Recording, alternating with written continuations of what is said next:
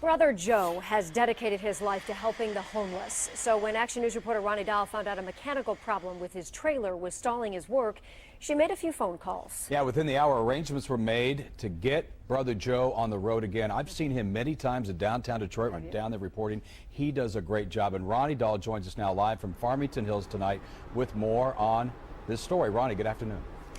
Yeah, Brother Joe is known as a hero to the homeless. In fact, that's how I met him at Detroit's Tent City. So he does so much for so many other people. I thought maybe it was time someone did something for him. So I called my friend Heather. She called her friend Bill. And it turns out he knows a lot about auto repair. Kyle Hicks, known as Brother Joe, rolled his truck into Griffin's neighborhood auto clinic in Farmington Hills late this morning. What do we got going on here? After some quick introductions and a look at the problem, it was into the garage for some repair work. What size socket you got on there, James? 8.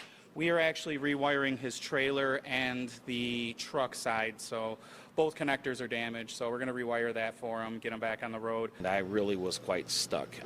I was frustrated. Brother Joe relies on his trailer to deliver donated goods to men and women on Detroit streets. The men and women often ignored by society, but never by Brother Joe. We go down at nighttime, kind of tuck people in like the last feedings, and then make sure that everybody that's outside and have not come into a rescue mission or a warming center, that they have gloves, that they have blankets, that they have boots, whatever kind of stuff we can get together for them. Literally is the difference between losing their toes or their fingers or something like that in the ears or not. In a world that we live in right now where a lot of people are very self-centered and self-absorbed, it's good to see guys like Joe here that give their heart and soul to the community. Bill Griffin and his team of auto mechanic heroes worked magic on Brother Joe's truck and trailer. One person helping another so the good deeds can continue. It all comes around full circle.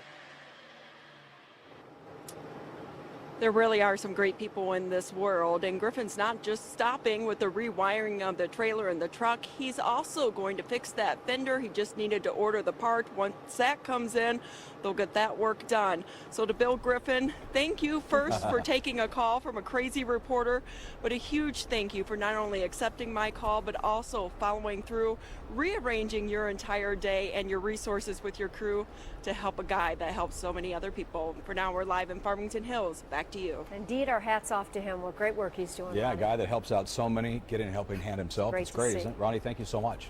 We have been covering this story all week long. Despite efforts to get them into shelters, the men and women living in a tent city near downtown are refusing to leave. But their time may be running out. Mayor Duggan wants them gone.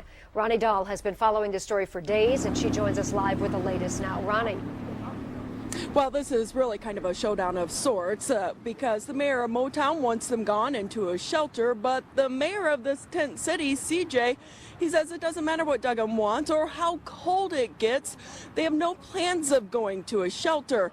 But at least one thing good is happening out of all of this. It is shining a light on Detroit's homeless problem. Strangers continue to shower the men and women living in Detroit's Tent City, otherwise known as Tinsel Town, with donations. Heaters, blankets, clothing, so much stuff. The extra is being packed up to donate to others in need. But this show may soon be over. One way or another, we'll get them removed. Mayor Mike Duggan making it known Tinsel Town's days are numbered. At some point, we're going to have to enforce the law. You can't stay in the parks after 10 at night. You can't have open fires. You can't pitch tents. Kyle Hicks, known as Brother Joe, provided the tents this past summer. For months, nobody seemed to care. When the leaves were up and you couldn't see it, it didn't matter. But when it became visual, it became a public concern then. Some would argue that they're only getting this attention now and they're going to be kicked out because the auto show is coming into town. Right, I have heard that, and I won't speak to that if that's true or not. The attention is also bringing awareness. Today, Detroit City Councilwoman Mary Sheffield invited Tent City residents to share their story at the council table. I think that they are making a statement to be out there in freezing temperatures when they have been offered areas to go to sleep. Some of these fellows are not going to come in, and we're just trying to do whatever we can to keep them alive because our buddy Boots died, froze to death this last winter. Somebody's actually paying attention. and they are paying attention, and people are now starting to talk about this problem. And CJ and both Brother Joe believe the answer to this problem may lie in one of the city's many abandoned homes. They say donate it and they'll fix it up and give these people a safe place to live. For now, we are live near downtown. Back to you. Ronnie, I know you tried your hardest to get them to go to shelters as well the other day. You do, and you know, it's hard for us to understand why would anyone want to be out here, because it is so cold, and they all know friends that have either lost their fingers and toes due to frostbite or they've died because of this weather, but they are still willing to risk that because for whatever reason, and they have various reasons why they don't want to go to the shelters, and you have to respect that. I mean, they're adults, but there is an issue there, and so we maybe need to start looking at some of the shelters. And Mayor Duggan did say that he plans to go spend some time in the shelters because people have to wonder what's so bad, what's happening there that would make them choose this rather than that. And Ronnie, in the newsroom the other day, we talked about they are getting provisions, they are getting food and water, people are donating that, and they are using it there at Tent City, right? I'll tell you what, they have actually had so many donations that they are now starting to give them away because there's way too much. I mean, they cannot use everything that they've been getting, from the blankets to the countless coats and hats and gloves and water and the firewood. They've had so much, and that really speaks to the generosity of the public, because once their story got out, the donations have been rolling in. We were here the other day, and it's like car after car after car. People are stopping and wanting to help, which really says a lot. Okay. Ronnie, thank you so much for the live report. We appreciate it. It City is coming down. After much debate and a lot of negotiating, the small community of men and women who had taken up residence in a city park have agreed to move on. It's a story Action News reporter Ronnie Dahl has been covering for days now, and she has the latest developments from near downtown Detroit. For the 8 men and 4 women that have been living in this tent city dubbed Tinsel Town, their moving day has come. We leaving today. After countless attempts to get them to leave, residents in Detroit's tent city are packing up. I hope this is not just to get us out the way for the auto show. You know what I'm saying? I hope what they saying that, helping us get an apartment building. Ready to trade in their sleeping bags for a warm bed. It's going to be good to sleep in a warm bed. Oh, man, it's going to be good to take a shower as long as you want to. It's been a day city leaders, including Mayor Mike Duggan, have been pushing for. But CJ and the other residents of the tent city put up a fight, refusing to go into a shelter due to what they cited as poor conditions. It became a showdown, and the people who are often ignored by society became news. Thank you, Channel 7, for what all you've done and caring for people like you do. Now a compromise. Thank God all this has happened. I'm far better than what I ever expected. CJ, the so-called mayor of Tinseltown, and the others have agreed to relocate to a nearby motel for a week. Eventually, with the help of Kyle Brother Joe Hicks, plans will be for them to rehab a building and turn it into permanent housing. So this isn't just a short-term fix. Hopefully it's going to be a long-term investment in the people. I believe so. I believe it will be. And with the media shining the spotlight on it like you did, is really what made the difference. I can't put in words. You know what I'm saying? The community has been such a big help, and I would just like to say thank you. As for all of the donations so many people have dropped off here, well, they're going to be packed up and handed out to others in need. And of course, we'll be following up in the coming days, weeks, and months to make sure city officials hold good on that promise. From downtown Detroit, Ronnie Dahl, 7 Action News. Okay. These shelves at the Gleaner's food distribution warehouse should be full right now, but instead they represent a shortage of 1 million pounds of food. That's putting a strain on agencies and families in need in this cold, and that's why the food bank is asking for your help.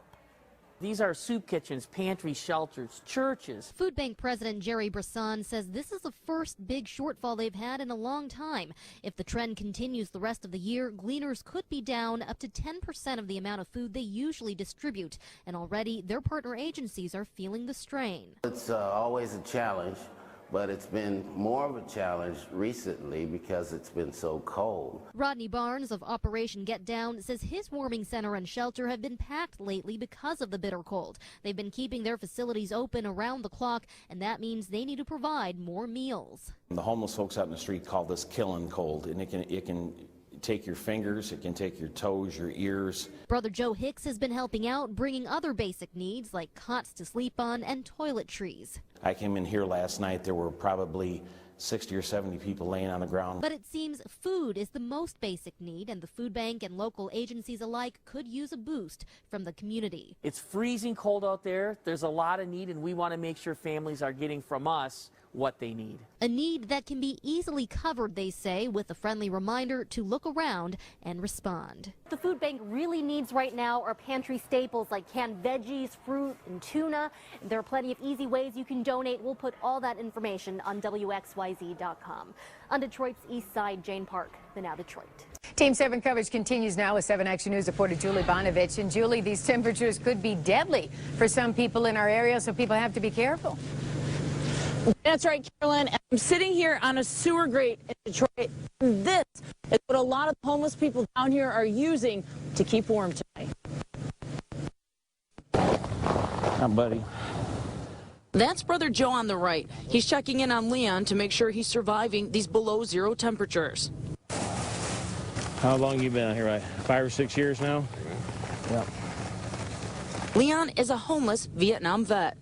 You know what? That's going to happen anyway, no matter what. And we all want that. Is there any way that you would go to a shelter on a night like tonight? I go get right on the bus and go to Yeah, why don't you? I don't want. I get tired of all them pools down there. Being out here like this means he can get frostbite in just minutes. Multiple layers because it traps the warm air in.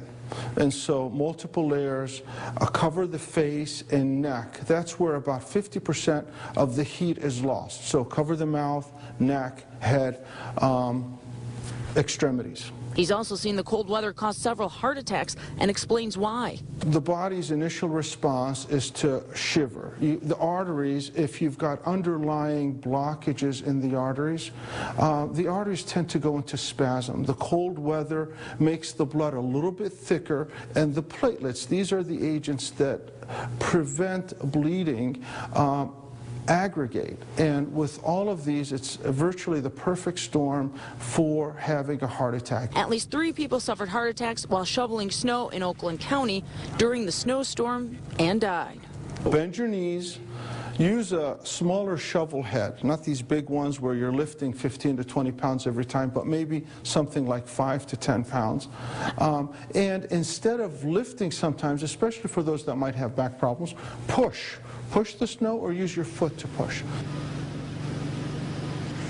Dr. David also telling us tonight that all this area needs to be covered because this is where 50% of your body heat is coming out. So he says the mouth, the face, the head, all of that. And also, back to Leon, he loves these hand warmers. We found out a lot of homeless people down here did. We came and brought some down, and just a thought, maybe instead of handing out money, you might want to pick up some hand warmers. Live from Detroit, Julie Bonovich, 7 Action News.